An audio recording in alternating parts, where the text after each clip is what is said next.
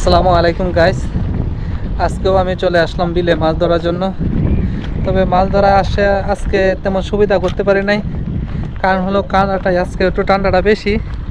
আর আমি যে জায়গায় মাছ ধরি এটা হলো মূলত একটা কুর, এখানেও পানি অনেকটা বেড়ে গেছে, এর জন্য বেশি সুবিধা করতে পারি নাই। এরপরে যতটুকু ধরছি আলহামদুলিল্লাহ, আরও কিছুক্ষণ ধরতে পারতাম কিন্তু ধরতে পারে নাই। আমরা শিঙে গালা দিয়ে দিছে।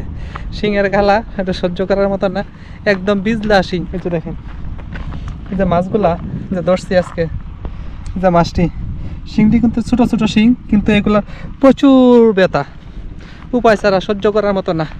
এজন্য চলে আসলাম, আজকে আর বিলম্ব করলাম না। যদি আর কিছুক্ষণ থাকতে পারতাম তো অবশ্যই আর কিছু ধরতে পারতাম, তো আর ধরে নাই। যাকগে, আপনার রিজিকের বাহিরে কিছু করার সুযোগ নাই। রিজিকে যা আছি তা হয়েছে, এর বাহিরে করার কোনো অপশন নাই। আলহামদুলিল্লাহ যতটুকু পাইছি। তো গাইস, আমি নিয়মিতই মাছ ধরি। অনেকে বলে আমি অন্যের ভিডিও করি, আসলে এরকম না। আমার গ্রামের মৎস্য শিকারী নামটার পিছনে একটা উদ্দেশ্য আছে। উদ্দেশ্য হলো এটাই যে আমি কিন্তু নিয়মিত মাছ ধরি। মাছ ধরার একটা ভীষণ নেশা আমার। আর যেহেতু নেশা, এই নামের উপরে ভিত্তি করে আমি এই গ্রামের মৎস্য শিকারী যে নামটা, ওই নামটা সিলেক্ট করেছি। তো আপনারা যারা এই পর্যন্ত আমাকে সাপোর্ট দিয়েছেন, সাথে রয়েছেন, সকলকে অসংখ্য অসংখ্য অসংখ্য ধন্যবাদ। সবাই ভালো থাকবেন, সুস্থ থাকবেন। আসসালামু আলাইকুম রহমতুল্লাহ।